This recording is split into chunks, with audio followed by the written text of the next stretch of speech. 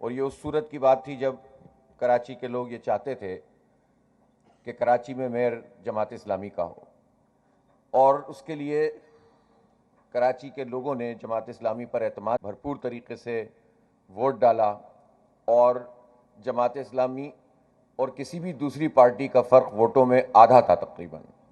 Peoples party तो बहुत ही पीछे की तरफ कहीं एक उसको चंद पेरीफ्रीज से इन्होंने वोट हासिल कर लिए थे किसी भी तरीके से, लेकिन हल्का बंदियाँ इन्होंने ऐसी की थी जिसके नतीजे में इनकी सीट्स के नंबर कुछ बढ़ गए थे। लेकिन फिर बाद में इन्होंने सारे रिकॉर्ड धांधली के तोड़ दिए, और उसके बाद इन्होंने अपना मेयर भी ज़बरदस्ती बनवा दिया, ख़रीदो फ़रोख्त भी की, और इसके नतीजे में पूरे शहर का बेड़ा गर्क कर दिया। अब 9 टाउन्स जमात इस्लामी के पास हैं, और उन टाउन्स में इख्तियारात की मुंतकली होते होते साल 1.5 साल लगा दिया, और अभी भी पूरे इख्तियारात जो टाउन्स की डोमेन है उसमें नहीं मिले। मजमूई तौर पर अगर आप देखें तो जमहूरियत के चैम्पियन बनने वालों का हाल ये है कि जो जमहूरियत की नर्सरीज़ होती हैं बुनियादी, या तो लोकल बॉडीज़ होती हैं, शहरी हुकूमतें, या तलबा यूनियन होती हैं, या मज़दूर अंजुमनें होती हैं, इन सब जगहों पर इन्होंने एक तरह से शबखून मारा हुआ है। 41 साल हो गए हैं तलबा यूनियन के इंतखाबात नहीं हुए, और बल्दियाती इंतखाबात भी धरने दे देकर करवाने पड़े थे।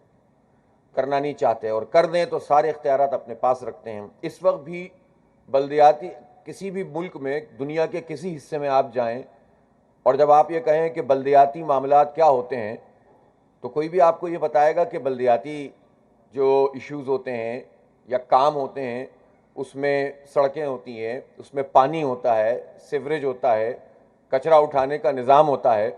लेकिन आप ये जानकर, ज़ाहिर है कि सब जानते हैं इस बात को, कि इस वक्त जो पीपल्स पार्टी की सिंध हुकूमत है उसने इन सारे इख्तियारात पर कब्ज़ा कर रखा है।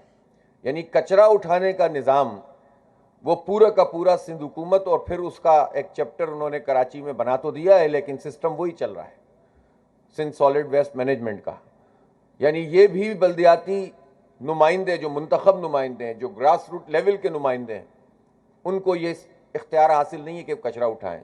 और ज़्यादती ये है कि जो मुआहदे हुए हैं कचरा उठाने के कंपनियों के साथ, जो पीपल्स पार्टी की सिंध हुकूमत ने की हैं, उसमें घर से कचरा उठाने से लेकर बिल्कुल आखिरी स्टेशन तक ले जाने तक का निज़ाम मौजूद है।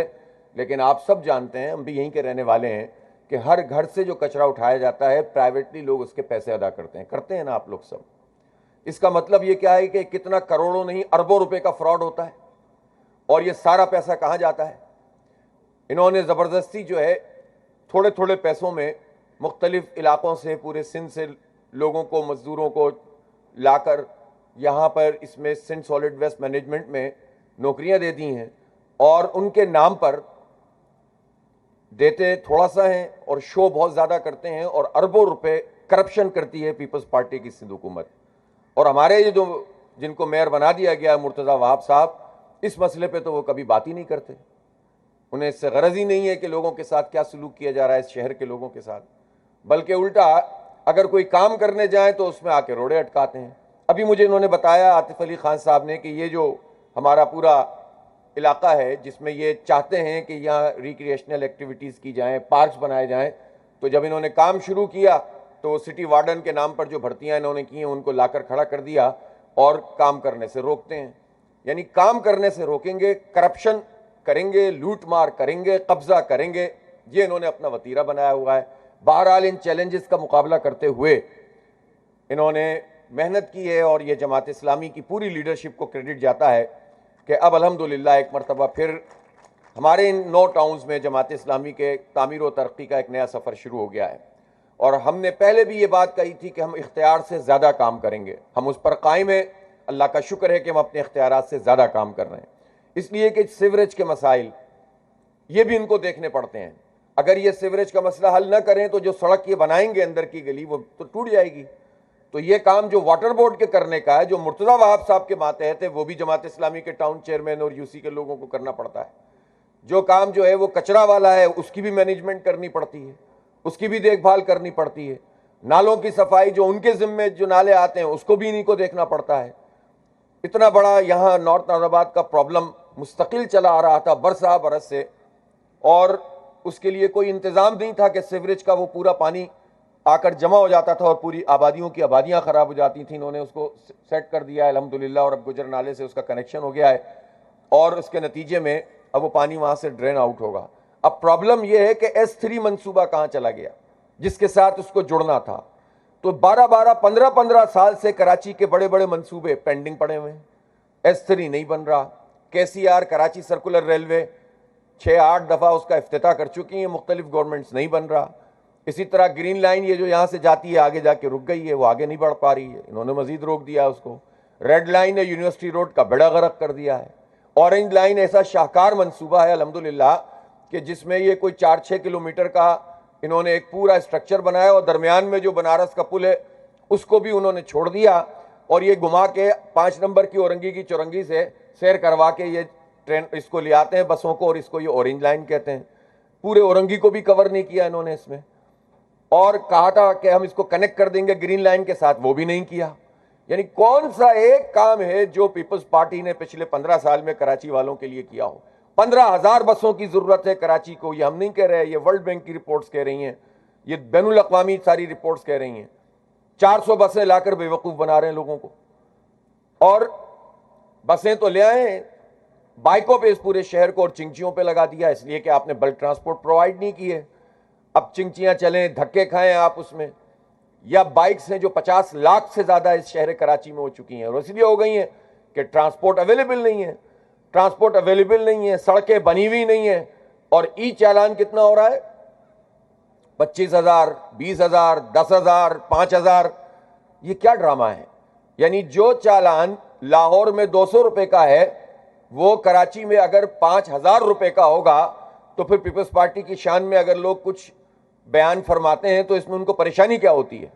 ये जो कब्जा सियासत है, शहर के ऊपर कब्जा, देहातों पे तो उन्होंने पहले कब्जा किया हुआ है, अब शहर पे भी कब्जा जमा लिया है, और इसमें इनकी इश्तराक हमेशा से MQM के साथ मिलकर होता है, और ये लोग मिलकर लूटते हैं, खाते हैं, कब्जे करते हैं, और 30-40 साल बर्बाद कर दिए हमारे शहर के, नस्लें तबाह कर दी हैं इन लोगों ने, जालिमों ने, और इस तरह से इन्होंने जो है वो ग्रिप किया हुआ है। तो ये जो लूट मार का निज़ाम और कब्जे का निज़ाम है, इस कब्जे के निज़ाम से इस शहर को आज़ाद दिलाने की इस तहरीक को जारी रखना है। एक तरफ आज़ादी दिलाएंगे इस पूरे कब्जे से, दूसरी तरफ तामीर व तरक्की का सफ़र जारी रखेंगे, और तीसरी तरफ खिदमत करेंगे। ये जमात इस्लामी जो सिर्फ बातें नहीं करती, नारे नहीं लगाती, हम हुकूमत में ना होने के बावजूद भी काम करते हैं, और जो टाउन्स और यूसीज हमारे पास हैं उसमें भी अल्लाह का शुक्र है कि अब एक नया सफ़र शुरू हो गया है। मुझे यकीन है कि नॉर्थ आज़माबाद टाउन में आप इस साल कम से कम, यानी इस आपका जो फिस्कल ईयर है, इसमें कम से कम 70-80% आप अंदरूनी गलियां सड़कें भी बनाएंगे इंशाल्लाह। आतिफ भाई, अगली दफ़ा हम आपसे पूछेंगे, और इन्होंने अभी प्रेजेंटेशन दी है, इन्होंने अपना पूरा जो है वो वर्किंग कर ली है, और मुझे उम्मीद है कि इंशाल्लाह ताला ये काम कब से शुरू हो रहा है, कारपेटिंग का इसी महीने में शुरू हो जाएगा इंशाल्लाह। पार्क्स को डेवलप करना है, प्रायोरिटी में स्कूल्स को रखिए, आपने बताया भी है, लेकिन जो स्कूल्स भी KMC के आपके तहत आते हैं उन स्कूलों को हम मॉडल स्कूल बनाएंगे, और उनको इस तरह का स्कूल बनाएं कि खुद नॉर्थ आज़माबाद के जो मुतमव्विल लोग हैं वो भी इसमें अपने बच्चों को भेजते हुए फ़ख्र महसूस करें कि हम सही जगह पर भेज रहे हैं जहाँ मेयारी तालीम मिलेगी और बेहतरीन माहौल मिलेगा। ये नहीं हो कि सरकारी स्कूलों का मतलब ये हो कि बस वो भेज दे कि जो कहीं और नहीं पढ़ा सकता हो और बेड़ा गर्क किया जाए। ये कल्चर ख़त्म करें, ये हमारा हक है, ये खैरात नहीं है तालीम, ये कमोडिटी नहीं है जो ख़रीदी जाए। इसको इस काबिल करें कि सब लोग फ़ख्रिया अंदाज में अपने बच्चों को यहाँ पढ़ाने में ये एजाज़ महसूस करें, और उसके नतीजे में तालीम और उनकी तरबियत भी बेहतर हो। तो इसको बहुत ज़्यादा फोकस करना है, डिस्पेंसरी की हालत को ठीक करना है, लाइब्रेरीज आपके पास मौजूद हैं। इंशाअल्लाह ये अगला एक साल डेवलपमेंट का साल है। मुझे खुशी है कल आपने हैदरी मार्केट को मेरा ख्याल है पाकिस्तान में ये बड़ा तजर्बा हुआ है कि इतने अच्छे अंदाज में आपने इसको डेवलप किया है, और ओपन स्काई फ्री वाईफाई का सबसे बड़ा सिस्टम आपने वहां पर नस्ब किया है। ये बहुत ज़बरदस्त बात है, और इसी तरह से आप मुख्तलिफ जगहों पर इस काम को अंजाम दें, क्योंकि नया दौर है, नया ज़माना है, लोगों की ज़रूरत है। वर्क स्पेसेस बनाएं नौजवानों के लिए जहां पर आके वो पढ़ सकें, और साथ साथ में वजी साहब से भी कहूँगा कि बनो काबिल प्रोग्राम को भी देखें कि किस तरह से यहाँ पूरे डिस्ट्रिक्ट सेंट्रल के लिए हम इसका एक नया वर्जन लेकर आएँ, और जिसमें बहुत बड़े पैमाने पर इस डिस्ट्रिक्ट, क्योंकि देखें कराची की आबादी 3.5 करोड़ है, इसमें 26% 15 साल से 29 साल तक के नौजवान हैं। इन लोगों में से जो डेटा हमारे पास है 32%, यानी इन लोगों में के जो 26% है, इस 26% का 32% जो है वो बेरोजगार है, बिल्कुल वाजे तौर पर। और जो रोजगार से हैं उनको भी कोई प्रॉपर तरीके से ये नहीं पता कि इनका काम कैसे चलेगा।